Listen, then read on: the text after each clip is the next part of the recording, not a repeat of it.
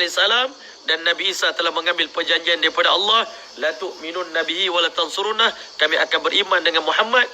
Maka waktu itu Nabi Isa pun dia punya kalimah dia la ilaha illallah. Hidup di akhir zaman ini pun, lau kana Musa hayyan lama wasi'ahu illa tibai, Musa tak akan boleh selamat daripada azab Allah Ta'ala, daripada kebinasaan, melainkan kena ikut sunnah Nabi Muhammad sallallahu alaihi wasallam. Jadi sebelum Nabi wafat, Nabi dah tanya sahabat, apa yang korang nak saksikan nanti di hari kiamat? Waktu itu Sayyidina Umar telah bangun mengatakan, nasyhadu ya Rasulullah bi annaka ballaghta risalah. Kami bersaksi nanti di hari kiamat, sesungguhnya Tuhan telah pun menyampaikan risalah Allah dengan sempurna kepada kami. Tak ada satu pun maklumat yang Nabi sembunyikan. Yang kedua, Masya Allah, wa addaital amanah, Tuhan telah menyampaikan amanah agama ni, ilmu agama ni kepada kami dengan sempurna. Tak ada satu zarah pun daripada kebaikan yang Tuhan sembunyikan. Wa nasahtal ummah, Tuhan telah bagi nasihat kepada kami. Tuhan tak tinggalkan kami ni dalam keadaan terkapai-kapai. Ada nasihat akhir zaman nanti apa nak dibuat, semuanya Nabi dah ceritakan kepada kita. Wa kasyaftal ghummah, Tuhan telah singkap musibah, malapetaka, susah payah daripada kami. Wa addait apa? Wajahatta fillah, Tuhan telah bermujahadah di jalan Allah hatta atakal yaqin, sampai Tuhan meninggal dunia. Maka Nabi SAW telah angkat tangan ke langit di hadapan Allah. Allahumma syahad, ya Allah, hari ini aku jadikan engkau sebagai saksi apa yang umat aku telah cerita dekat dunia ni. Aku tak nak nanti di hari kiamat mereka akan ubah kenyataan ini. Mereka kata Muhammad tak menyampaikan, Muhammad tidak bertabligh, Muhammad tidak sampaikan apa yang Allah Ta'ala sampaikan kepada baginda. Nabi sangat takut. Maka setelah Nabi sampaikan kepada kita, Nabi SAW ceritakan benda ini kepada kita, maka Nabi SAW beritahu, hari ini falyuballighi syahid minkumul ghaib, siapa saja yang hadir yang beriman kepada aku pada hari ini wajib menyampaikan agama ini, menyampaikan ilmu agama ini, wasiat-wasiat pesanan aku ni sampaikan kepada orang yang belum hadir, iaitu umat Nabi Muhammad yang belum lahir lagi di muka bumi ini. Maka sebab itulah hari ini, Masya Allah, Nabi bukan sekadar suruh sampai, Nabi bagi targhib. Nabi SAW mengatakan, naddarallahu imra'atan, semoga Allah mencahayakan wajah satu orang di kalangan umat aku, sami'a maqalati, yang mendengar hadis yang aku sampaikan, pesanan yang aku sampaikan kepada umat aku ni, Masya Allah, wa addaha kama sami'a, dia menyampaikan sebiji macam mana didengar daripada Rasulullah SAW sampaikan.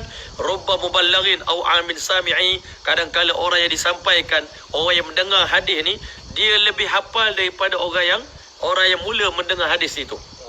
Dia lebih faham hadis itu daripada orang yang menyampaikan hadis kepada dia. Kadang-kala anak murid lebih faham daripada cikgu. Masya Allah, sebab itu Nabi suruh sampaikan, sehingga muhaddisin hafal hadis ini, simpan.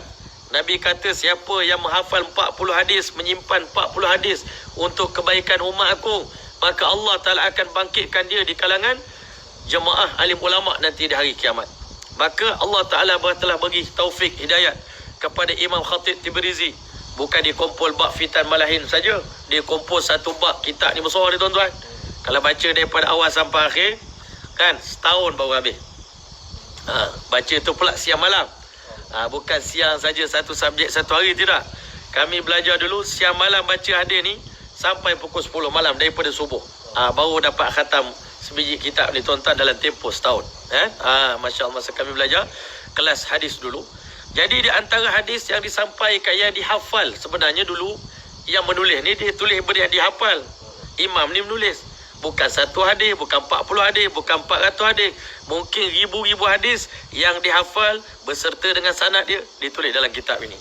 Apa yang hadis yang disebut malam ini, Masya Allah, satu benda penting yang saya nak sampaikan. Berkali-kali saya cakap, bila cerita tentang peristiwa akhir zaman, ramai yang naik bulu roma, kan? Tegak bulu roma.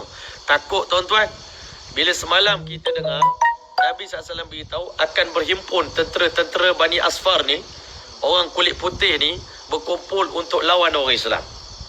Mula-mula orang Islam ni berlindung dengan dia orang, kan? Tiba-tiba dia orang khianati orang Islam.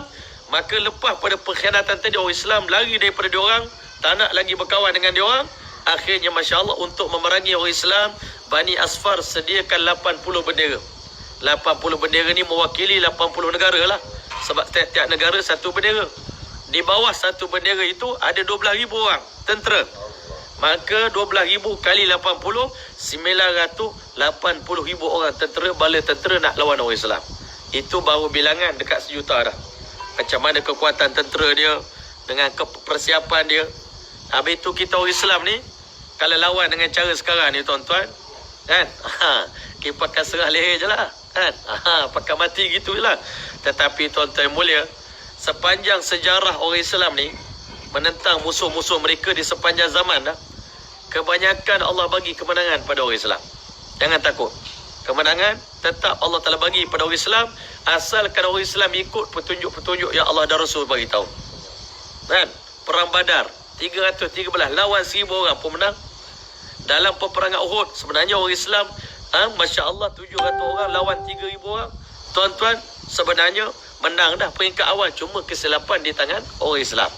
Asalkan jangan ada silap di pihak kita, pihak musuh tu memang Allah Ta'ala akan bagi menang bila kita silap.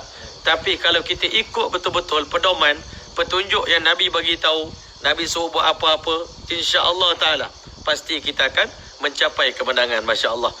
Sebab itu orang musyrikin ni, dia buat kajian selepas Empire Rom dan Farsi kalah, maka wakil spy daripada Empire Rom ni hantar wakil dia untuk pergi selidik apa amalan orang Islam yang menyebabkan orang Islam ni menang lawan kita ni.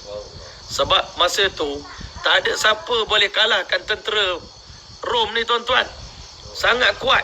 Empire Rom ni dalam dunia ni seni peperangan yang paling hebat. Musuh ketat di Farsi. Kan? Kaisar dengan Kisra ni. Tetapi kenapa Kaisar dan Kisra dua-dua tumbang di depan para sahabat yang tak cukup makan, yang senjata tak apa nak cukup. Ini yang kita beritahu ni. Orang Islam kalau dia mari dalam bentuk hakikat, ada roh tuan-tuan. Kita ni menentang musuh-musuh yang tak ada roh sebenarnya. Orang yang tidak beriman pada Allah ni hakikat sebenarnya dia mati. Masalul ladzi yadhkuru rabbahu wal ladzi la yadhkuru rabbahu kamathil hayy wal mayyit. Perbandingan orang yang berzikir pada Allah dengan tak berzikir pada Allah seperti orang hidup dengan orang mati. Kalau orang hidup lawan orang mati, kan? Satu orang hidup lawan 1,000 orang mati pun menang. Sebab apa? Kita ni hidup, tapi biarlah betul-betul hidup. Sebab itu Khalid Al-Walid dia pernah offer pada Sayyidina Amirul Mukminin Sayyidina Umar, saya seorang lawan 70,000 boleh? Kan? 70,000 ni tentera musuh ni saya seorang. Pening. Umar kata janganlah begitu, kan? Jangan jauh sangat, kan? Maknanya kau bawa lah 10 orang. Awak ambil lah 10 orang bersama dengan kamu. Maka tuan-tuan mulia, memang Allah bagi kemenangan pada orang Islam. Sebab itu tuan-tuan, kita ni dalam kita berhadapan dengan musuh kita, jangan kita terkesan dengan bilangan. Yang pertama sekali, Allah telah dah sebut kam min fi'atin qalilatin ghalabat fi'atan katsiratan biiznillah. Zaman Nabi Daud lagi, bukan zaman sekarang. Zaman Nabi Daud lagi, Talut dengan Jalut ni tuan-tuan. Talut ni tak ramai. Dia ni pula senjata tak ada, main baling batu gitu je tuan-tuan, lempar-lempar macam lastik tu balik tuan-tuan. Mati Talut, mati Jalut tuan-tuan. Allah dah beritahu fahazamuhum biiznillah. Allah telah kalahkan tentera Jalut itu bukan dengan kekuatan kita, dengan izin Allah. Jadi bila Allah izin, kita jangan terkesan dengan bilangan 980,000 tu. Kita terkesan dengan khazanah Allah Ta'ala, perintah Allah. Orang beriman, dia kata yang dinamakan orang beriman, dia tak terkesan dengan ehwal musuh macam mana. Kita ini duk sibuk cari musuh punya kekuatan. Kekuatan musuh ni, ya Allah, matilah kita, kan? Dengan nuklear dia, dengan atom dia, dengan ini nak lawan coronavirus, ini senjata biologi ni pun dah peninglah kita. Macam mana nak lawan lagi yang lain? Tuan-tuan yang mulia, sebenarnya wa makaru wa makarallah wallahu khairul makirin. Mereka buat perancangan, Allah juga buat perancangan, dan Allah the best plan maker. Allah Ta'ala adalah perancang yang terbaik. Kadang-kala Allah Ta'ala pusing orang musuh Islam ni gitu je. Pusing sama-sama dia je. Masa Raja Farsi nak bunuh Rasulullah, dia hantar 2 komando pergi bunuh Rasulullah. Hari pertama jumpa Nabi, Nabi kata, kau balik malam ni, Allah belum izinkan kau bunuh aku, balik dulu. Pagi besok datang, kan? Dia orang pun datang jumpa Nabi keesokan hari. Dia kata sekarang ni kau balik terus ke ke sana. Sebab apa? Malam tadi Tuhan aku dah bunuh Tuhan kamu. Allah telah gerakkan hati anak raja pergi bunuh bapa dia sendiri. Jadi awak dah buat apa nak bunuh saya? Tuhan kamu tu dah mati dah dekat sana, dah kena bunuh. Balik-balik memang betul. Allah Ta'ala ni boleh ubah apa saja untuk gagalkan, orang kata, perancangan-perancangan musuh kita. Tetapi bukan persoalan pada musuh, persoalannya pada diri kita. Apa persiapan yang kita ada? Itu yang kita nak fikirkan. Sebab tu sembang tarawih bagi penuh lah. Bagi penuh lah 20 rakaat. Kata nak dapat hakikat kan. Tahajud malam kena bangun. Quran bagi habis 7 sehari kan. Mesin PKP ni, amalan-amalan. Jadi kekuatan orang Islam ni pada amal. Tak percaya? Ikut hadis ni insya-Allah. Wan Abi Hurairah radhiyallahu ta'ala anhu, daripada Abi Hurairah radhiyallahu anhu berkata ia, ini hadis sahih. Anna Nabi sallallahu alaihi wasallam qala, Nabi sallallahu alaihi wasallam bersabda, hal sami'tum bi madinatin janibum minha fil barri wa janibum minha fil bahri. Pernahkah kalian mendengar tentang perihal satu bandar yang sebahagian bandar itu duduk di darat, sebahagiannya duduk di laut? Ini bandar ni dalam dunia ni. Nabi tak pernah pergi ke Turki. Tapi Nabi SAW tanya sahabat, apakah kalian pernah mendengar cerita tentang negara yang berada di pesisiran pantai? Kan? Turki. Datuk pernah pergi Turki? Betul macam tu? Bandar yang separuh duduk di kawasan darat, satu kawasan bandar duduk di 2007 Masya Allah. Nabi tak pergi pun Turki, tapi Nabi tanya sahabat. Tunjuk hebatnya Nabi kita. Dia tak pernah keluar daripada Jazirah Arab kan? Masya Allah. Tetapi Allah bagi Nabi ni pengetahuan.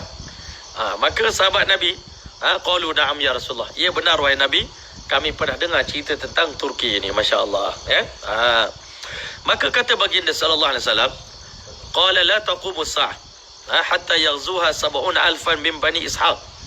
Tidak akan berlaku kiamat sehingga negara itu akan diperangi oleh 70,000 orang manusia di kalangan Bani Ishaq. Di kalangan Bani Ishaq ni orang putih lah. Anak cucu Nabi Ishaq ni sama ada orang Nasrani ataupun orang Yahudi. Orang putih lah. 70,000 orang datang nak serang Turki tuan-tuan. Masya Allah.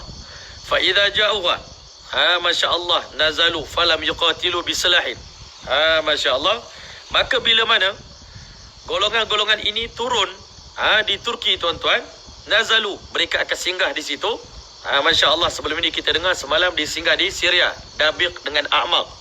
Kemudian di antara lokasi yang dia akan singgah juga adalah Turki tuan-tuan. Masya Allah Maka dia beritahu falam yuqatilu bisalahin, tetapi pada waktu itu Masya Allah, orang Islam tidak akan berperang dengan menggunakan senjata. Peperangan itu bukan dengan senjata. Masya Allah. Walam yarmu bisahmin, mereka tidak melontarkan lembing-lembing kan. Masya Allah. Sahmin ni anak panah. Sahm kan. Sahmun anak panah. Nahnu sahmun min syamil, anak panah. Tidak menggunakan senjata sekalipun. Qalu la ilaha illallah, mereka cuba mengucapkan la ilaha illallah kan. Wallahu akbar. La ilaha illallah, wallahu akbar. Ingat doa ni. Esok nak hafal ni. La ilaha illallah, wallahu akbar. Masya Allah. Fayasqutu ahadu janibaiha. Maka dengan la ilaha illallah, wallahu akbar tadi, tembok yang begitu besar. Turki ni dulu, zaman dulu kekuatan dia adalah pada dia punya tembok dia. Nak tawan Turki ni kena masuk, kena tembus tembok dia. Maka tuan-tuan mulia, orang Islam baca la ilaha illallah, wallahu akbar, salah satu daripada penjuru tembok tumbang. Maksudnya apa? Maksudnya power ke tak power ucapan la ilaha illallah tu? Power sangat sampai tumbang. Bukan satu tiang, satu dinding yang panjang, tembok yang besar runtuh dengan takbir orang Islam. Masya Allah. Cuba sekarang ni kita takbir tengok kan. Macam mana? Goyang ke tak goyang kan? Sahabat Nabi Rabi' bin Amir, dia bertakbir dalam istana Raja Farsi. Allahu Akbar. Tiba-tiba istana goyang. Kelang kabut raja. Kan? Kau ni orang Islam ni macam ni kau kan? Kau takbir dalam rumah tak runtuh ke rumah? Kan? Kalau kau takbir Allahu Akbar tak runtuh. Ini hanya guna untuk musuh saja tuan-tuan. Benda ni akan jadi senjata bila diperlukan. Sekarang tak nampak lagi. Kan sekarang ni kalau cerita guna gaya nak ni kan, apa-apa pun kita nampak senjata zahir, kita tak nampak kekuatan. Nabi dah kata doa silahul mukmin, doa tu senjata orang beriman, zikir tu senjata orang beriman, puasa itu zikir senjata orang beriman. Masya Allah, hari ni kita semua pakat risau tentang senjata kan. Sedangkan Allah zalika bi anna Allah maulal ladzina amanu, Allah ni pelindung penjaga orang beriman. Wa annal kafirina la maula lahum, orang kafir tak ada pelindung. Jadi tuan-tuan yang mulia, Masya Allah, bila Allah bersama dengan kita, sebab itu Haji Abdul Wahab kata, Masya Allah kan, orang kafir ni bila dia berperang dengan orang Islam dengan jihad yang sebenar, dia bukan berperang dengan orang Islam lagi, dia berperang dengan Allah. Orang perang dengan Allah ni pernah menang ke? Tak pernah menang, melainkan kesilapan di tangan orang Islam. Orang Islam buat silap kan, kurang dari segi sugi gigi, sugi tak pakai kan, saf semayang tak lurus, tak menang, tak kalah. Tapi kalau kita full sunnah Nabi, Masya Allah, pasti mencapai kemenangan. Sebab itu Mana Umar Palampuri rahmatullah alaih bagi tahu, Masya Allah, ada 4 peperangan dalam Islam dan syiarnya ada 4 juga, Masya Allah. Yang pertama sekali peperangan Badar. Syiar dia la ilaha illallah Muhammadur Rasulullah dan ikhlas. 3 syiar. Orang Islam seluruh perintah Allah buat dalam peperangan Badar, dan semua sunnah Nabi buat. Dalam bulan Ramadan pula tu puasa, keluar jalan Allah. Dan semua orang Islam tu ikhlas, berperang kerana Allah. Mati ke hidup ke kami tak kisah. 313 ni Nabi berdoa pada Allah, kalau engkau binasakan 313 ni, tak ada orang dah akan menyembah engkau di muka bumi ni, wahai Allah.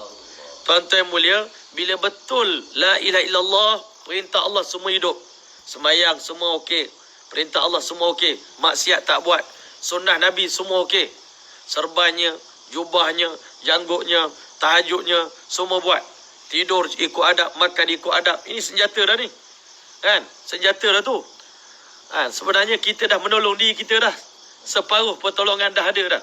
Bila kita tunaikan perintah Allah dan sunnah Nabi, pula kita berjuang ikhlas kerana Allah, tak ada riak, tak ada ujub, tak ada takabur, tidak tertarik, tidak terpengaruh dengan bilangan, maka Allah Ta'ala pasti akan bagi kemenangan. Sebab tu syiar dalam peperangan Badar, la ilaha illallah Muhammadur Rasulullah dan ikhlas. Syiar dalam peperangan Uhud ada la ilaha illallah tapi tak ada Muhammadur Rasulullah. Orang Islam taat perintah Allah pergi perang, tapi dalam perang tak ikut cakap Nabi. Bukan semua tak ikut, 50 orang yang duduk atas Jabal Rumah saja, yang turun tu pun bukan semua. Amir Sa'ab dia masih duduk ke atas tu, tak salah si Abdullah bin Jubair masih duduk ke atas. Tapi sebahagian orang ingkar sunnah Nabi. Maka di situ Allah bagi kekalahan paling teruk pada orang Islam dalam peperangan Uhud, sampai Nabi pun hampir-hampir gugur syahid. Maknanya kemenangan awal dalam peperangan Uhud tadi disebabkan keingkaran sedikit terhadap sunnah Nabi. Sebab itu persiapan kita menghadapi musuh, penuhkan perintah Allah, penuhkan sunnah Nabi. Mana sunnah Nabi yang kurang tu sekarang dah mula kena sempurnakan kan.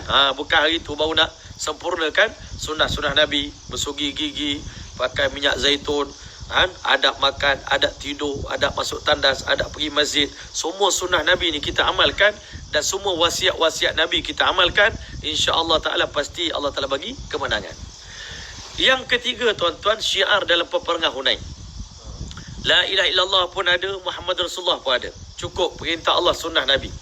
Tapi orang Islam ni, dia kata skala kita perang, perang, kita ni 313 lawan 1000 orang biasa menang. Lawan tentera ramai macam mana pun, kita bilangan sedikit ni dah biasa menang. Sahabat ni kalah tu pelik, kalah menang itu biasa. Kita umat akhir zaman ni menang itu pelik. Menang kita ya. Menang tu pelik, kalah tu biasa. Umat Islam akhir zaman ni kalah, kena tindas, kena buli, kena bunuh, dia merata tempat, itu biasa. Tapi kalau Islam menguasai, menang dalam peperangan, itu pelik tuan-tuan. Jadi sahabat Nabi ni kata, kalau biasanya kita ni 313 boleh kalahkan 1000 orang, kali ni dalam peperangan Hunain, orang Islam ada 12,000, tentera musuh 1000 je. Maknanya kompol lah, jadi sambal kan. Lunyai lah musuh Islam tu. Orang di di Hunain tu habislah 1000 orang. 12,000 orang sahabat lanyak. Kan?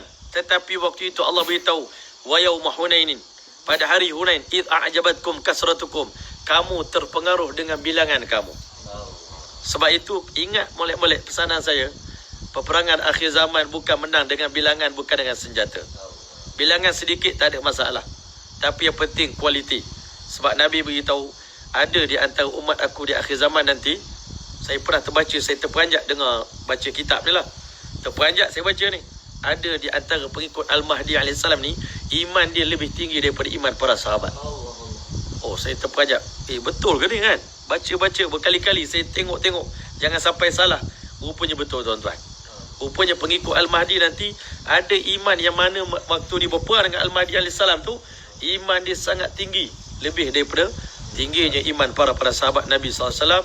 Sebab Nabi kata selepas peperangan 980,000 tu, dia berjaya menang, kalahkan musuh Islam tu kan, dekat 1 juta orang menang tu lawan tu. Lepas daripada hari tu, apa pun fitnah tak akan mudarat lagi kepada mereka. Marilah fitnah Dajjal ke fitnah Ustaz Aznel. Awak terperanjat saya kurus Oh, saya memang dah kurus sekarang, alhamdulillah, dengan izin Allah Ta'ala. Berkat PKP ni memang kurus sekarang ni kan, slim, Masya Allah. Alhamdulillah. Jadi tuan-tuan yang mulia, jadi syiar dalam peperangan Hunain, Allah beritahu, yauma Hunainin id a'jabatkum kathratukum, bila kamu kagum dengan bilangan kamu yang ramai kan, falam tughni ankum syai'a, ternyata bilangan yang ramai itu sikit pun tidak berguna bagi kamu. Wa dhaqat 'alaikumul ardu, Allah jadikan bumi ni sempit, musuh begitu garang. Allah bagi disebabkan orang Islam ada takabur sikit je. Itu syarat dia. Jangan ada takabur, tawajuh pada Allah. Menang pun dengan izin Allah, kalah pun dengan izin Allah. Kalah, cek di mana kesilapan kita, sunnah Nabi mana yang kita tinggalkan. Jangan tanya Allah kenapa kalah. Allah dah janji, inna lanansuru rusulana walladzina amanu fil hayatid dunya, kami pasti bagi pertolongan kepada Rasul kami dan orang-orang beriman. Ulama kata bukan janji zaman Nabi je, sampai kiamat janji Allah, Allah nak bantu orang beriman. Wa yauma yaqumul ashhad, hari kiamat esok Allah tolong lagi. Tapi syaratnya orang Islam kena tolong diri sendiri. Menang pun jangan sombong. Kan? Bukan, oh ni sebab berkat kawan punya ni lah ni. Ini ikut idea saya ni. Salman Farisi menang dalam peperangan Khandaq. Sebab Rasulullah ambil idea saya, kau tengok. Tak ada pun sahabat macam tu. Dia sentiasa menang pun. Fatah Mekah, Nabi SAW beritahu, la ilaha illallah wahdah, sadaqa wa'dah, wa nasara abdah, wa azza jundahu, wa hazamal ahzaba wahdah. Dapat menakluki kota Mekah dengan kemenangan yang hebat itu pun, Nabi kata, bukan aku buat ya Allah, engkau saja yang buat. Engkau saja yang buat. Kami ni tak buat apa-apa. Kena nafikan. Sebab itu tuan-tuan, hari ni kata-kata makhluk kuasa, Allah kuasa, makhluk tak kuasa ni, jangan main-main. Nampak macam main-main. Bila bergunanya tuan-tuan? Bila berguna kata-kata Allah kuasa, makhluk tak kuasa ni? Bila kita tengok depan mata kita ada 1 juta bala tentera. Masa tu barulah nak tahu Allah kuasa, makhluk tak kuasa. Terkesan tak dengan senjata nuklear diorang, atom diorang? Terkesan tidak dengan bilangan dia yang ramai? Pada hari tu orang yang betul-betul buat usaha iman, dia betul-betul yakin tanpa izin daripada Allah, sebiji bom pun tak akan meletup, tak akan ada siapa pun boleh bagi mudarat. Qul lan yusibana illa ma kataballahu lana, tak akan menimpa kami melainkan apa yang Allah Ta'ala telah janjikan menimpa kepada kami. Kalau kami mati pun mati sebagai syuhada, mati yang diterima oleh Allah. Allah kata, wala taqulu liman yuqtalu fi sabilillahi amwat, jangan kamu kata orang mati di jalan Allah itu mati, bal ahyaun 'inda rabbihim yurzaqun, bahkan kami hidup dalam taman syurga makan rezeki-rezeki Allah Ta'ala bagi. Tuan-tuan yang mulia, ini maknanya peperangan di akhir zaman. Dan akhir sekali, kata Mana Umar, orang Islam ingat kemenangan paling besar adalah tuan-tuan dalam peperangan Badar. Tetapi kata Mana Umar, kemenangan orang Islam paling besar adalah dalam perjanjian Hudaibiyah. Sebab pada waktu itu orang Islam dia bukan terkesan dengan ihwal. Hari ini kalau kita terkesan dengan ihwal, maka kita akan kalah. Kalau kita terkesan dengan ihwal musuh, kita bandingkan dengan kita senjata pun tak cukup, dia orang ni senjata cukup. Memang kalau kita terkesan dengan ihwal, kalah awal lagi. Tetapi orang Islam yang beriman pada Allah, dia terkesan dengan awamir, perintah Allah. Sekarang ni perintah Allah suruh apa? bila jumpa musuh, la tatamannau liqa'al adu. Jangan bercita-cita, jangan berdoa nak jumpa musuh. Jangan berdoa, ya Allah jumpakan aku dengan Dajjal. Jangan doa. Jumpakan aku dengan musuh-musuh yang kuat. Jangan berdoa. Tuan-tuan yang mulia, fa idza laqitum fasbutu. Tetapi kalau musuh datang, jangan lari. Nah ini pesanan Allah Taala. Jangan lari pula. Siapa lari, maka iman dia tak akan diterima oleh Allah taubatnya sampai hari kiamat. Itu yang kita sangat takut ni. Sebab itulah usaha iman perlu dijalankan. Kan? Nanti jangan jadi macam Bani Israel. Bani Israel sebelum Allah wajibkan jihad ni tuan-tuan, semua dia kata, kan, bila kita nak berperang ni lawan musuh kita ni, tak sabar dah ni nak menakluki Palestin. Tak sabar nak sembahyang Jumaat di Masjidil Aqsa. Tak sabar. Kesian tengok orang Islam di Gaza. Okey. Ini sekarang ni Allah belum wajib lagi. Tapi nanti bila Allah wajibkan perang, jangan pula kata lima katab ta'lil al-qital. Ya Allah, kenapa wajib sekarang? Laula akhartana ila ajalin qarib. Kalau tangguh sikit lagi tak boleh ke? Habis dah. Allah Ta'ala ni semua benda ada masa. Masa persiapan, masa dah jalan, tak boleh undur dah tuan-tuan. Kena jalan terus-terus insya-Allah Ta'ala. Tapi kekuatan dia, Nabi Umar kata, dalam perjanjian Hudaibiyah, sahabat Nabi tak tengok dah masa tu musuh tinggi ke, musuh menang ke, musuh tu ke. Sekarang ni perintah Allah, Nabi suruh balik. Walaupun kita dah bersiap sedia nak masuk ke Mekah, nak buat umrah, sekarang ni perintah Allah supaya balik. Bukan kata kau menang ke kau kalah. Menang kalah itu pun ujian daripada Allah. Menang pun belum tentu kamu berjaya. Kalah pun bukan maknanya kamu hina. Tetapi menang atau kalah, tetapi kamu tetap di atas perintah Allah dan sunnah Nabi, berarti kamu sedang dalam kejayaan. Wa may yuti'illah wa rasulahu faqad faza fawzan azima. Siapa yang taat kepada Allah dan Rasul, berjaya dengan kejayaan yang sebenar, itu dapat dihasilkan oleh sahabat dalam perjanjian Hudaibiyah. Dalam perjanjian Hudaibiyah bukan tengok orang Islam kena hina, kita terpaksa menanda tangani perjanjian berat sebelah. Nabi ni betul ke tak betul? Tapi tak kira dah. Sekarang ni sami'na wa ata'na, dalam taat ada kejayaan. Sebab itu tuan-tuan, sekarang ni benda paling penting sekali dalam apa-apa pun benda taat. Dalam taat itu ada kejayaan, betul tak? Sekarang ni inilah pelajaran yang paling besar. Kan? Senjata paling besar ni taat.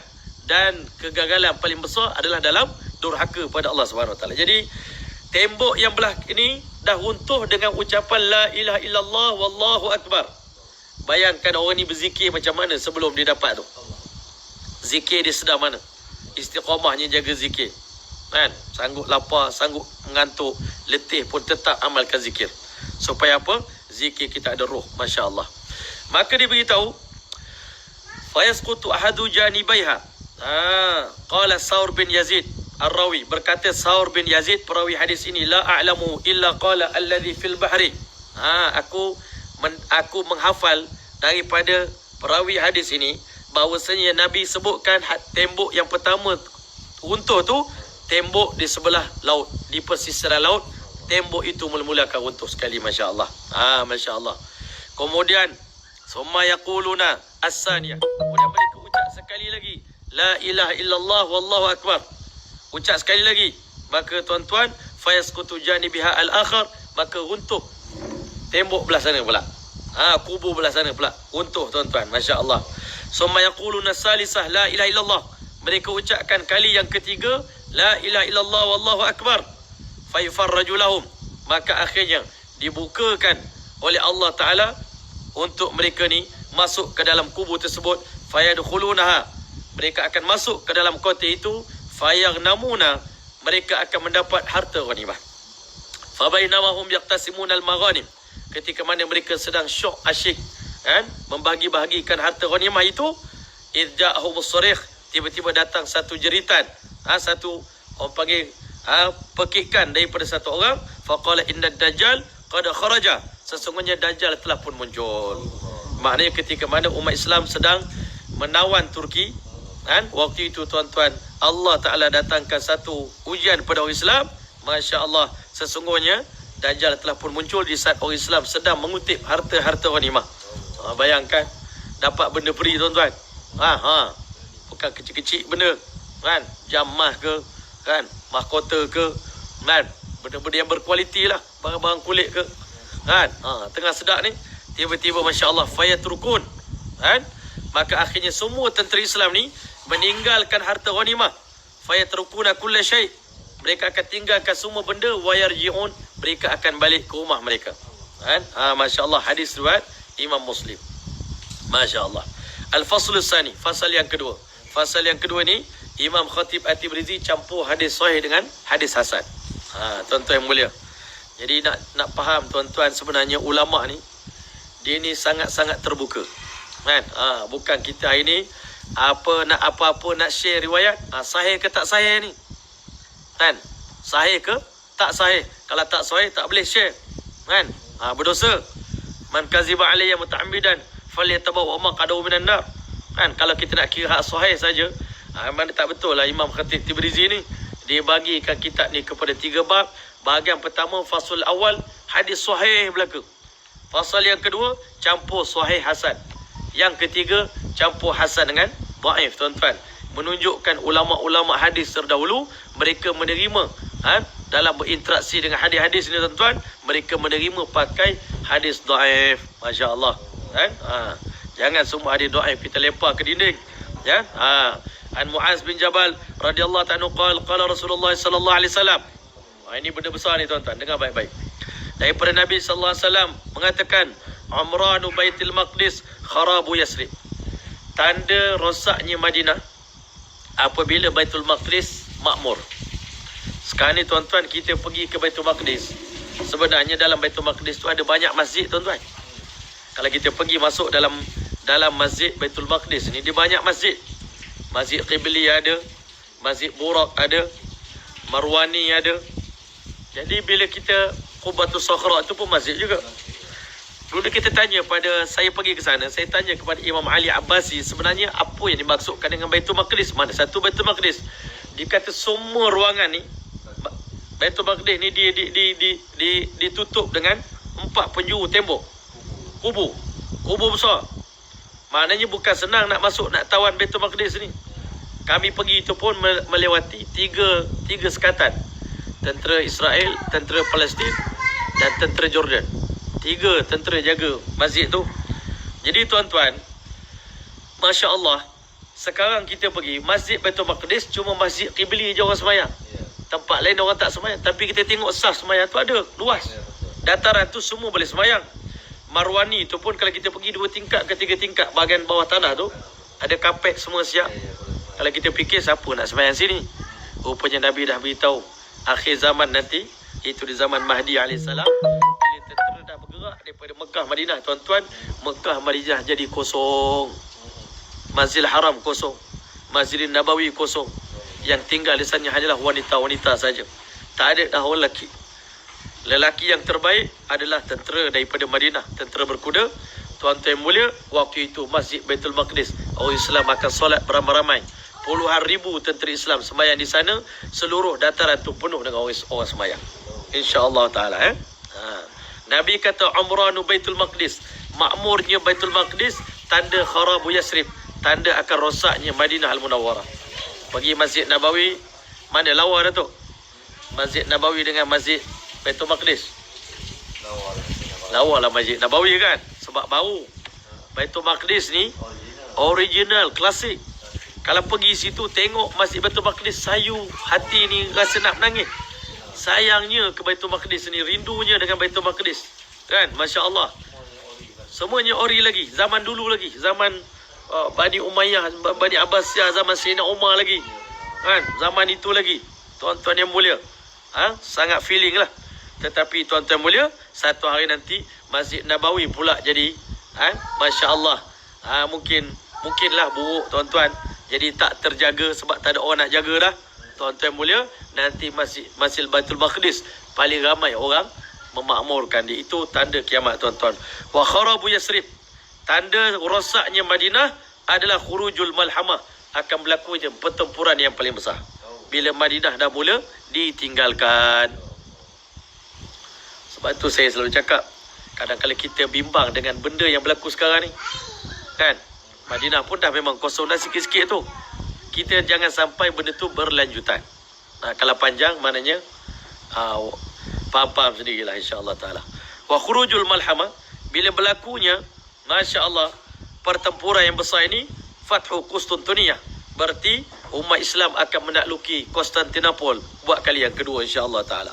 Wa Fathu Konstantiniyah, dan apabila negara Turki telah pun ditakluki, khurujud dajjal, pasti akan keluar dajjal waktu itu. Ini Nabi dah cerita dah. Ikut dia punya kronologi dia insya-Allah taala. Jadi faham-faham, yang hafal-hafal, yang lupa-lupa. Kan? Malulah kita ni tuan-tuan. Ya, apa Sayyidina Huzaifah bin Yaman kata, yang dengar depan Nabi itu beratus beribu orang sahabat yang mendengarnya. Tapi yang hafal cuma aku seorang je. Hak lain tu lupa, ada yang lupa. Bila berlaku, baru ingat, betul Nabi pernah cakap dulu. Kan? Sebab tu masa Tok Guru ngajar, kena dengar betul-betul insya-Allah taala. Jadi Nabi beritahu petanda pertama, Baitul Maqdis akan hidup makmur, tetapi Madinah akan kosong. Madinah kosong berarti akan berlaku pertempuran yang besar. Pertempuran berlaku berarti umat Islam akan menakluki kota Konstantinopel. Konstantinopel ditakluki, lepas itu Dajjal akan keluar insya-Allah taala. Rawahu Tirmizi wa Abu Daud. Hadis ini diriwayatkan oleh dua imam, Tirmizi dan Abu Daud. Maknanya hadis ini hadis yang sahih lagi, masya-Allah. Rawahul Bukhari atau rawahu Abu Daud. Hadis riwayat Imam Abu Daud saja. Wa anhu qala Rasulullah sallallahu alaihi wasallam. Daripada Nabi sallallahu alaihi wasallam mengatakan, al-malhamatul uzma. Al-marhamatul uzma ni peperangan yang terbesar. Kalau kita sebahagian orang meramalkan perang dunia ketiga, kan? Boleh juga. Orang Yahudi kata itu peperangan Armageddon. Peperangan Armageddon antara orang Yahudi dengan Islam, satu dunia mungkin berperang. Tapi orang Islam, kita tak terpengaruh dengan perang dunia, dengan Armageddon. Kita ada tafsiran kita sendiri yang dipanggil Malhamatul Kubra ataupun Malhamatul Uzma, peperangan yang terbesar dalam dunia, dalam sejarah dunia. Ya, masya-Allah. Maka kata baginda sallallahu alaihi wasallam, wa fathul Konstantiniyah, masya-Allah, dan juga penaklukan Konstantinopel, wa khurujud dajjal, jarak antara dengan situ, jarak antara Malhamah Kubra dengan dibukanya Konstantiniyah dengan keluarnya dajjal, jaraknya kata Nabi sallallahu alaihi wasallam sitat sab'ata asyhur, 7 bulan lamanya. Antara tiga benda ni, peperangan besar. Lepas tu tuan-tuan, sambung pula mungkin 2 bulan berperang. Habis 2 bulan menakluki Palestin, Konstantinopel.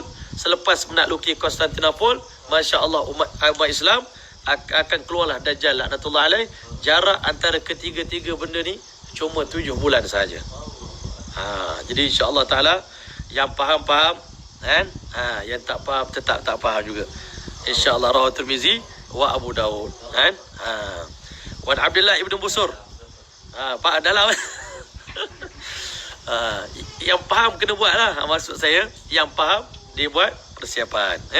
Yang tak faham dia tak buat apa-apa.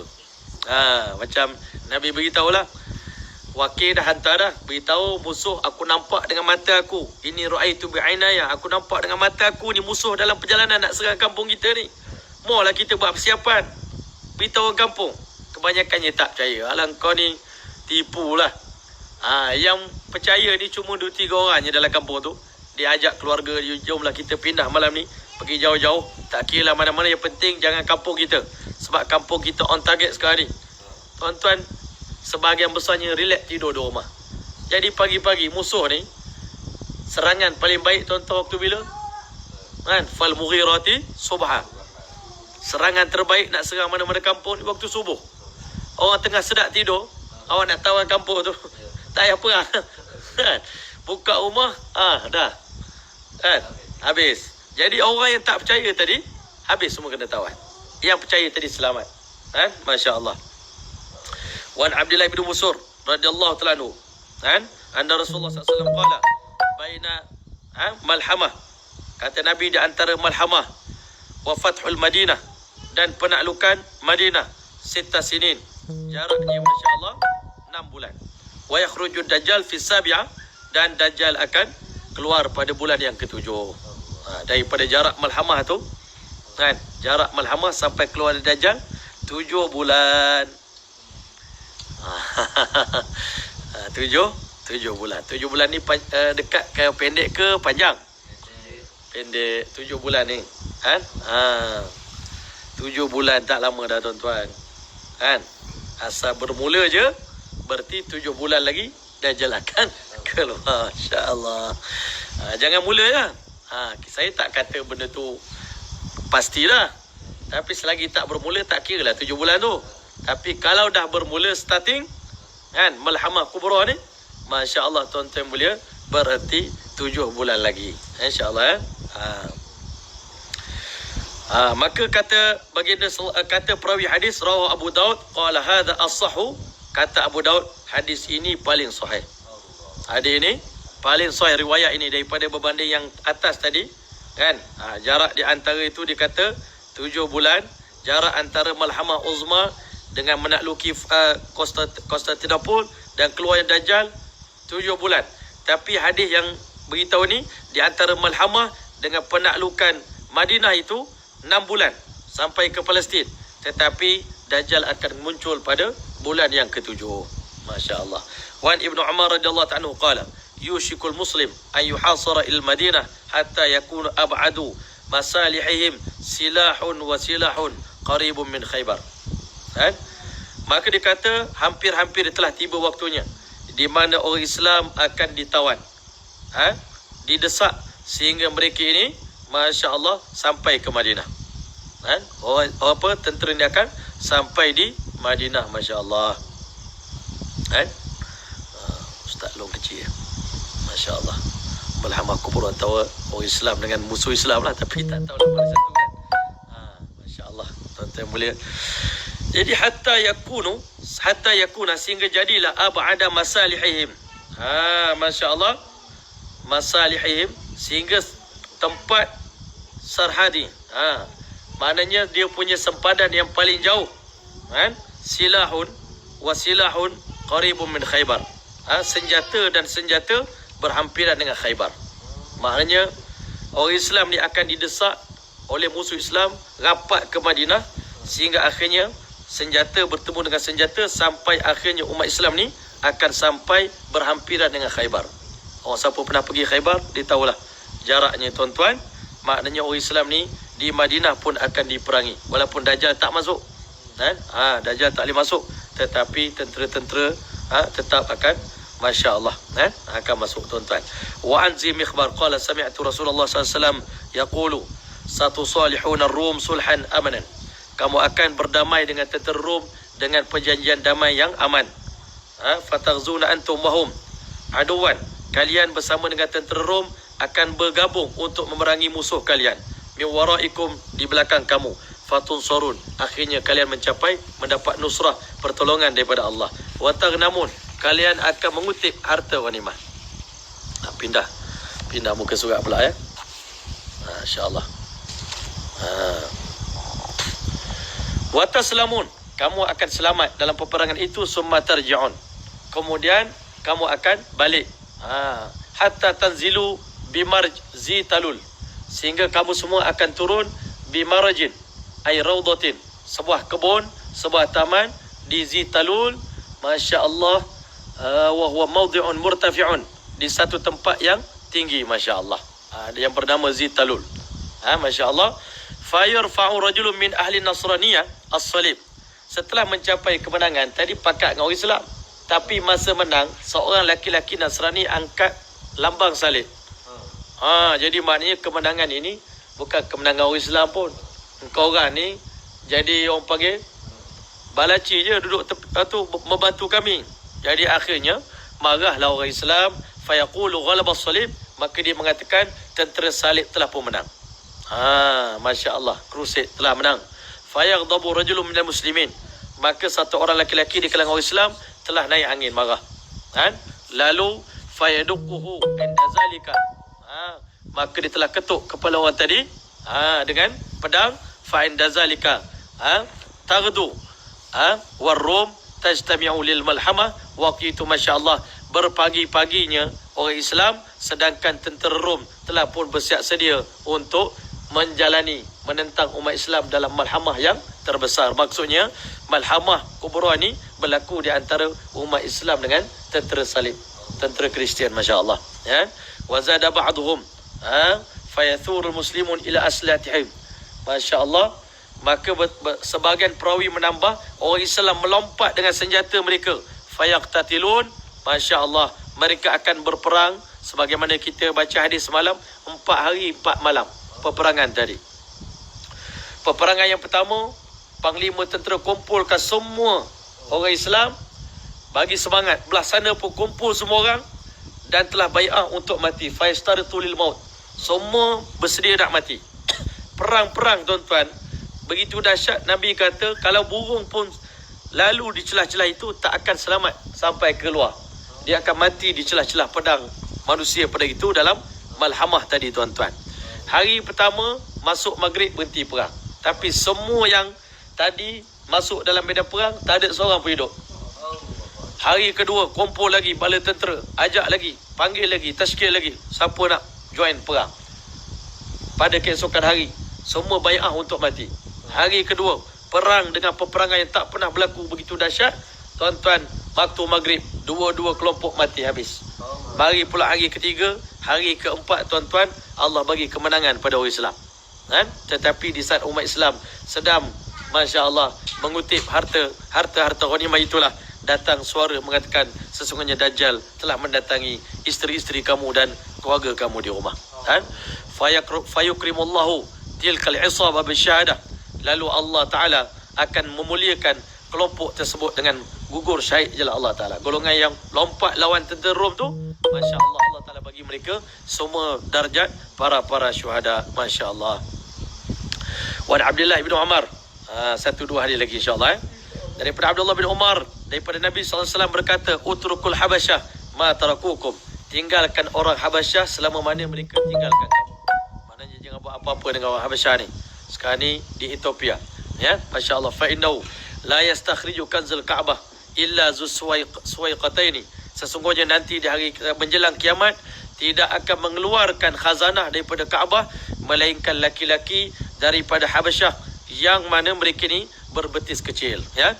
Berbetis kecil daripada Habasyah, mereka ni akan runtuhkan Kaabah nanti. Masya-Allah. Sebab itu Nabi kata jangan kacau dia orang. Tetapi akhir zaman nanti dia orang akan merobohkan Kaabah. Masya-Allah.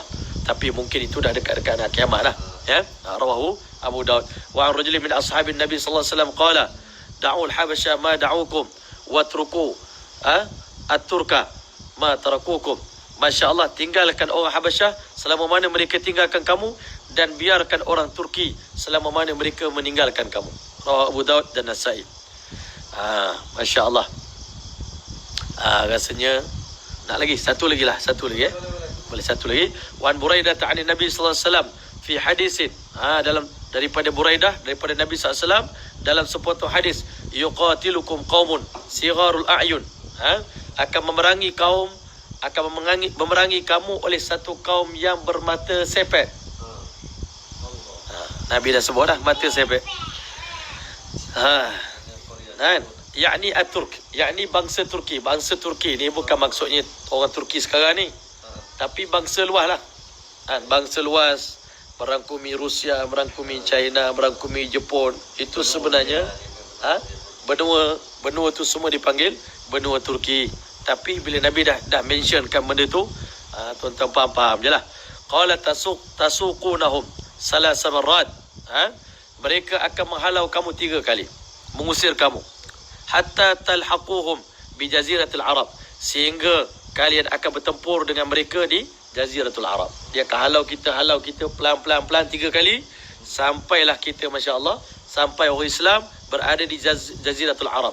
Fa amma siyaqatul ula, adapun pengusiran yang pertama, fayanju man haraba minhum, maka selamat orang yang lari daripada benda tu. Orang yang lari tu mesti selamat. Tapi pengusiran pertama tadi, siapa yang tak lari, masya-Allah, pasti akan mati. Wa amma fi thaniyah, pengusiran yang kedua, fayanju ba'du wa yahliku ba'dun. Fayanju ba'dun wa yahliku ba'dun. Pada pengusiran tahap yang kedua, atas lagi, sebahagian orang mati, sebahagian hidup. Ya, masya-Allah. Wa amma fi salisah fayastalamuna atau kama qala yasta'silun.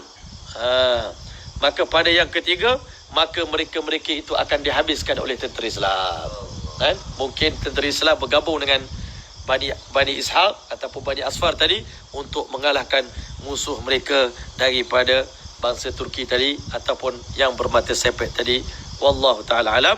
Jadi tuan-tuan, bukan kita nak menakut-nakutkan, minta maaf kan. Patut malam bulan Ramadan ceritalah bab syurga ke kan, barulah syok. Tapi ni cerita bab ni sebab rasanya masa dah dekat. Jadi sebab itu orang Islam kena bersiap sedia insya-Allah taala dengan persiapan yang serapi-rapi yang mungkin insya-Allah taala kan.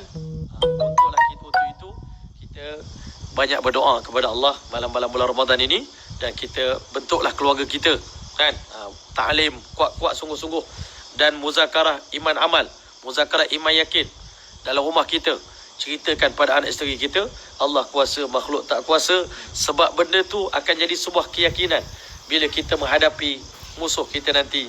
Ucapan Allah kuasa, makhluk tak kuasa tu sangat penting, sebab kita menafikan takdzibun bin nazar, kita mendustakan apa yang kita nampak. Apa yang aku nampak ni tak betul. Wa tasdiqun bil khabar, kita hanya percaya khabar yang Allah sampaikan kan? Jangan terkesan dengan apa yang kita nampak. InsyaAllah boleh jadi macam sahabat Nabi, tak kisah pun kan, ramai mana pun kami sedia insya-Allah taala kan. Sebab apa? Kami ni adalah laki-laki yang mana cintakan nak mati syahid sebagaimana pihak musuh cintakan cairan arak. Itu tuan-tuan mulia, kena ada semangat itu kan. Cita-cita itu kena ada dalam hati setiap orang Islam, nak mati syahid di jalan Allah Subhanahu Wa Taala. Wajib kena ada cita-cita nak mati syahid di jalan Allah Taala, dan kena menganggap mati syahid itu adalah merupakan benda yang paling kita idam-idamkan. Dan kita doakan, Allahumma rzuqna syahadatan fi sabilik, ya Allah bagilah kami mati syahid di jalanmu. Kata Sayyidina Umar, waj'al mauti fi baladi habibik, kalau boleh biar mati di negeri kekasihmu Nabi Muhammad sallallahu alaihi wasallam. Sahabat yang lain beritahu, falastu ubali hina uqtalu musliman, selagi mana aku terbunuh sebagai orang Islam, aku tak kisah mati di mana pun. Ala ai jambin kana lillahi masra'i, di kubur mana pun aku, jasad aku ditanam kan. Kata balik ekspedisi kan, jasad mana di kubur mana pun jasad aku ditanam, aku tak kisah asalkan aku mati sebagai orang Islam insya-Allah taala. Sebagai orang Islam selamatlah kita kan. Tapi kalau mati atas katil pun bukan orang, jadi orang Islam, maka kita belum ada jaminan keselamatan di sisi Allah Subhanahu Wa Taala. Okey, mudah-mudahan apa yang kita ceritakan, kongsikan pada malam ini bermanfaat untuk siapa saja yang bercakap dan mendengar. Mudah-mudahan diberkati oleh Allah Ta'ala. Salah silap, mohon ampun dan maaf. Saya ni bercakap, maklumlah orang bercakap ni sedap je bercakap kan. Kadang-kadang terlanjur kan. Tersinggung sana sini, maklumlah. Bawa kereta pun terlanggar orang kan. Ini kan pula dalam bercakap insya-Allah. Mudah-mudahan diberkati oleh Allah. Dan yang paling penting, bukan orang yang dengar dan faham. Yang paling penting adalah orang yang dengar, amalkan dan mengamalkan dan menyampaikan insya-Allah taala. Mudah-mudahan Allah berkati hidup semua insya-Allah. Kita tutup dengan doa insya-Allah. Ke ada nak tengok soalan sikit lah. Soalan orang tanya insya-Allah.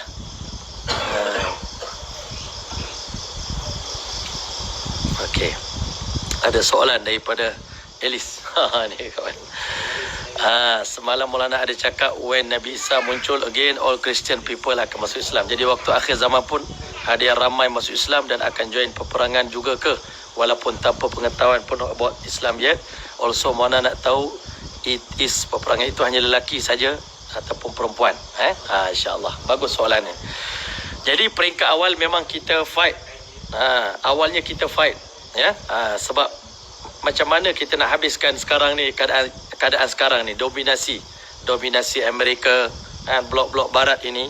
Masya Allah, kerana mereka, kenapa mereka perang orang Islam? Kerana mereka sangka orang Islam ni di pihak yang salah kan.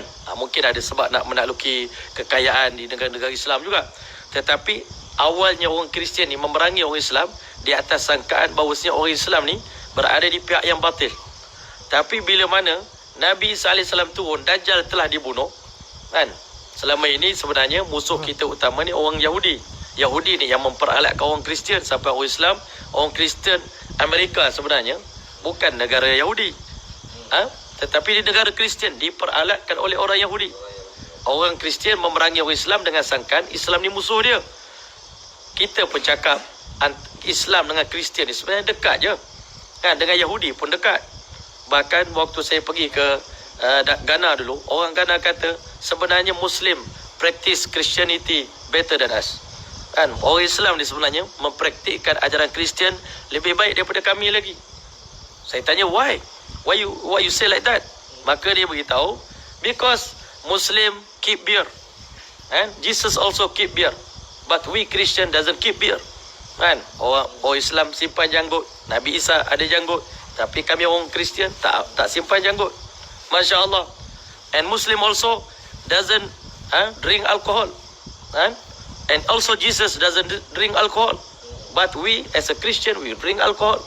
Kami orang Kristian, kami minum alkohol, kami makan babi. Banyak benda yang dilarang oleh Nabi Isa AS, kami halalkan. Tetapi bila mana Nabi Isa sendiri turun dan Nabi Isa bersama dengan Imam Mahdi AS waktu itu, maka di saat itulah terbuka pandangan orang Kristian, rupa-rupanya selama ini Muslim is our brothers. Dan Muslim adalah sahabat kita. Maka waktu itulah Nabi Isa AS akan potong cross dan ajak orang Islam, orang Kristian semua beriman kepada Allah Subhanahu Wa Taala. Dan bila mereka tengok Nabi Isa AS sendiri telah menjadi pengikut Nabi Muhammad SAW, waktu itu semua orang Kristian satu dunia akan bukan memeluk Islam dah dulu, tapi mereka akan menjadi Muslim yang lebih sempurna lagi. Masya Allah, itu cerita tentang Kristian. Memang kita fight Kristian dulu, tetapi fight itu kerana atas orang panggil hasutan orang Yahudi. Yahudi ni Allah dah beritahu dah, mereka wa in yuqatilukum yuwallunal adbar. Mereka ni kalau berperang dengan kamu, dia berani berperang belakang dinding je. Maknanya dia baling batu sembunyi tangan. Mana tak gentleman. Tuan-tuan mulia. Sebab tu diperalatkan orang Kristian, diperalatkan China, diperalatkan apa-apa ni untuk membantai orang Islam. Tapi dia orang sendiri tidak turun. Masya Allah. Sebab mereka pun takut mati. Masya Allah. Allah beritahu orang Yahudi ni, kalau Allah bagi dia 1000 tahun, dia nak, kalau boleh, biar umur ni panjang 1000 tahun. Dan yang kedua, nanti peperangan antara Islam dengan Kristian itu tidak melibatkan kaum wanita. Tidak melibatkan kaum wanita, hanya laki-laki saja. Wanita tinggal di rumah, anak-anak. Dan kita dalam Islam pun, kalau kita memerangi mana-mana golongan, kita dilarang merosakkan tanaman, dilarang membunuh orang yang tidak berdaya, orang tua, kanak-kanak, wanita tak boleh dibunuh. Kita ada tertib, tak boleh bakar rumah, tak boleh bakar tempat tinggal. Kita hanya fight dengan tentera saja. Masya Allah. Jadi tuan-tuan rahmati Allah, mudah-mudahan yang lastly, apa itu bai'ah? Bai'ah you want to know about the bai'ah? Bai'ah means Masya Allah, someone, satu orang yang mana dia mengangkat sumpah setia. Kalau kita jadi orang Islam, kita mengamalkan 5 rukun, maka itu sekadar jadi Muslim. Tapi kita belum berbai'ah untuk menjadi orang Islam. Kita belum bersumpah untuk jadi orang Islam. Tetapi bila kita ambil bai'ah, aku berbai'ah untuk beriman pada Allah, untuk jaga solat.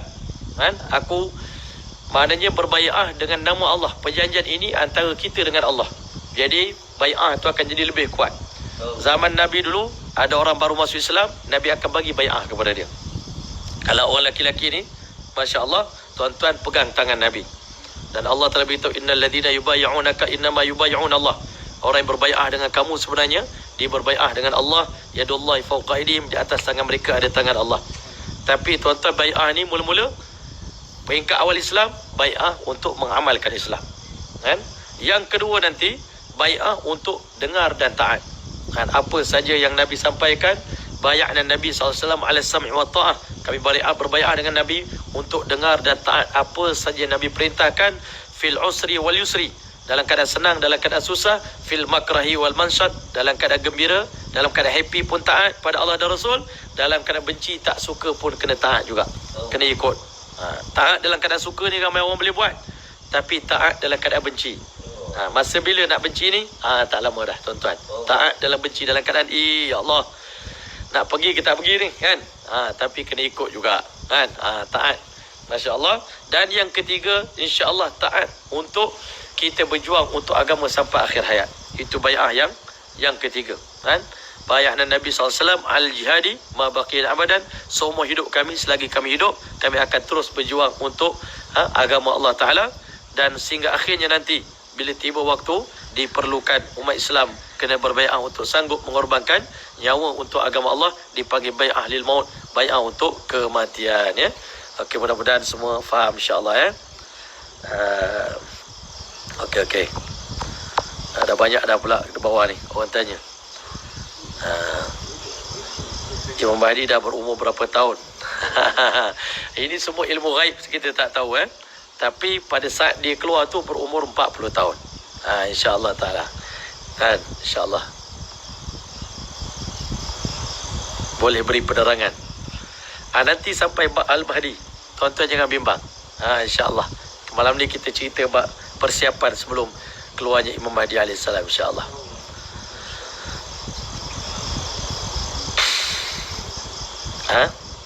Sistem markah macam sekarang ni kena guna nak tazkir jemaah. Tafakur dulu. Tahu semua lulus tafakur. Harap maaf dengan soalan ini. Waktu zaman Imam Mahdi tu tak ada tafakur dah. Siapa yang berani ya? InsyaAllah tak ada tafakur dah zaman tu. Sebab apa? Hanya orang yang betul-betul ikhlas je boleh pergi. Kan? Yang berani je boleh pergi. Penakut tinggal di rumah lah. Kan? Imam Mahdi dah lahir dah sekarang. Hampir-hampir umur 40 ataupun telah pun masuki umur 40. InsyaAllah. Sekarang teknologi dah tak, sekiranya teknologi dah tak ada, nanti ke manakah kami harus pergi? Duduk di kampung jugalah. Duduklah. Kan? Hidup cara kampung balik insyaAllah. Hamba saya waktu itu akan kembali. Sistem hamba akan kembali zaman itu.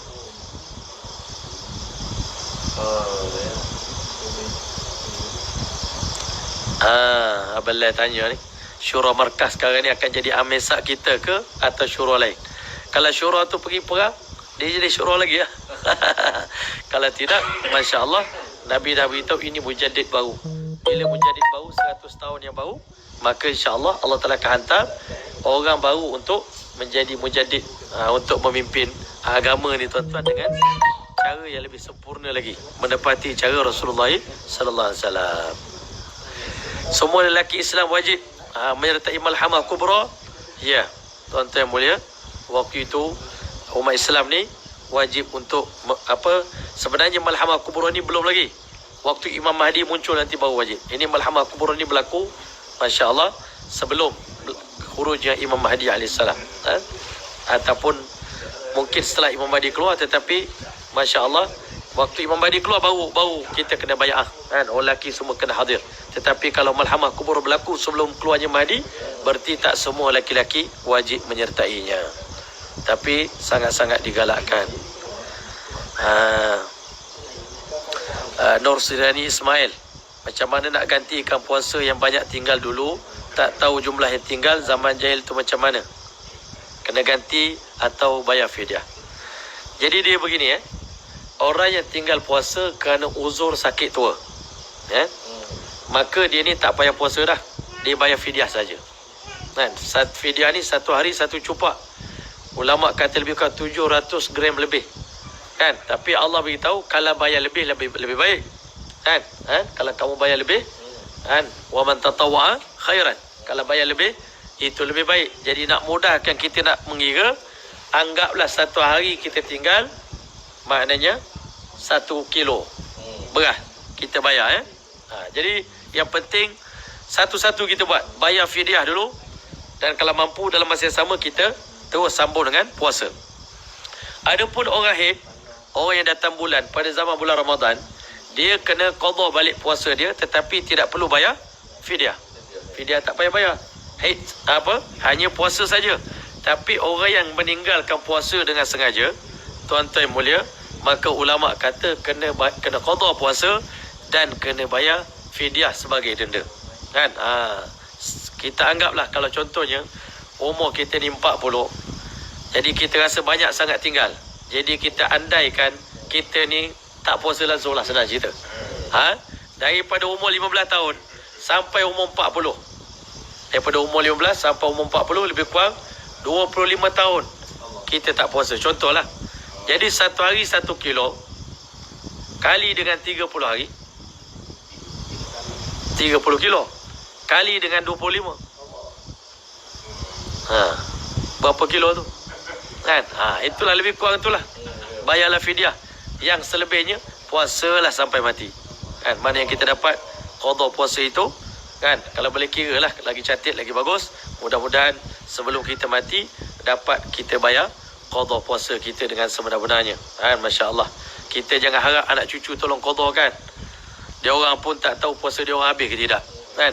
Jangan duk harap orang lain. Orang lain tolong qadakan, orang lain tolong hajikan kita. Tak perlu harap orang. Kita kena buat untuk diri kita sendiri. Yang saya tahu, Ustaz, bagaimana kita akan balik ke zaman dulu. Tak ada pistol-pistol dah, pedang. Itu Allah Ta'ala lah. Bagaimana cara nak balik ke zaman dulu, kita serah pada Allah Ta'ala. Kan? Kita tak mau buat andaian-andaian. InsyaAllah Ta'ala. Okey. Okey. Soalan-soalan. Masa tu senjata moden atau tradisional yang digunakan. Peringkat awal malhamah tu memang pakai senjata moden. Peringkat awal malhamah tu memang pakai senjata moden. Tapi peperangan tu bayang panjang, kan? Bila panjang, akhirnya daripada ada senjata. Macam orang mereka contoh masuk dalam Afghanistan. Daripada awal-awal adalah senjata, lama-lama duduk dalam tu bertahun-tahun dah tak ada lah, kan? Mana-mana yang ada lah. InsyaAllah Ta'ala peperangan tu panjang.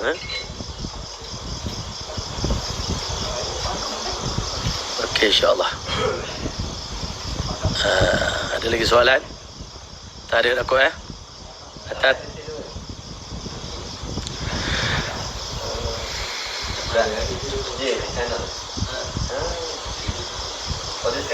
Kak Rosyati, dikatakan tahun lepas Ramadan paling ramai dan ada jemaah datang setiap tahun bagi tahu akak doa banyak-banyak. Dek, malam 29 Ramadan ni lain macam, berbeza dengan tahun biasa. Beliau pergi datang ke Madinah setiap bulan Ramadan. Perancangan Allah tahun ini Madinah dan Mekah lengang. Betul akak Yati. Tanggal 29 Ramadan tahun lepas saya di Mekah. Masa tu Qiyamul Lail terakhir, Imam Sudais baca doa, kan? 3 imam bawa Qiyamul Lail, termasuk Imam Syuraib, tutup dengan Imam Sudais. Dan waktu habis je doa tu, tiba-tiba kita rasa satu cuaca yang panas luar biasa, macam pelik. Kata nak kiamat ke ni, kan? Tiba-tiba tengah-tengah panas tu kelang kabut, angin debu naik atas muka. Tiba-tiba hujan air yang sangat sejuk jatuh atas muka. Top. Habis doa tu hujan. Masya Allah, pada malam 29 Ramadan. Dan kami menjangkakan itulah malam Lailatul Qadar. Memang sangat ramai kehadiran orang, kan? Waktu itu Masya Allah hampir seluruh kawasan dataran Masjidil Haram tu dah tak boleh masuk dah. Kalau lewat, semayanglah tepi jalan. Terlalu ramai orang, betul.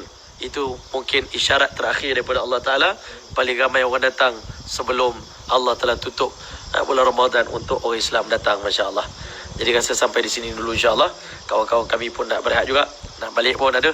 Jadi insyaAllah mudah-mudahan diberkati oleh Allah. Kita tutup dengan doa insyaAllah. Auzubillahi minasyaitanir rajim. Bismillahirrahmanirrahim. Alhamdulillahirabbil alamin wassalatu wassalamu ala asyrafil anbiya'i wal mursalin wa ala alihi washabbihi ajma'in. Allahumma rabbana zalamna anfusana wa illam taghfir lana tarhamna lanakunanna minal khasirin. Allahumma rabbi ighfir warham wa'fu wa takarram wa tajawaz amma ta'lam innaka antal azizul akram. Allahumma hdina wahdi bina wa hdin nas jami'a waj'alna sababan liman ihtada wa la taj'alna sababan liman dhalla wa ghawa. اللهم ردنا ورد المسلمين إلى دينك ردا جميلا. اللهم احد دين كله في العالم كله. اللهم انشر الهداية كله في العالم كله. اللهم آت نفوسنا تقواها وزكي أنت خير من زكاها أنت وليها ومولاها. اللهم إنا نسألك فعل الخيرات وترك المنكرات وحب المساكين وأن تغفر لنا وترحمنا وإذا أردت بقوم فتنة فتوفنا غير مفتون. اللهم ربنا لا تؤاخذنا إن نسينا أو أخطأنا. ربنا ولا تحمل علينا إصرا كما حملته على الذين من قبلنا. ربنا ولا تحملنا ما لا طاقة لنا به واعف عنا واغفر لنا وارحمنا أنت مولانا فانصرنا على القوم الكافرين. وصلى الله تعالى على خير خلقه محمد وعلى آله وصحبه وسلم. سبحان ربك رب العزة عما يصفون وسلام على المرسلين والحمد لله رب العالمين. تقبل الله منكم.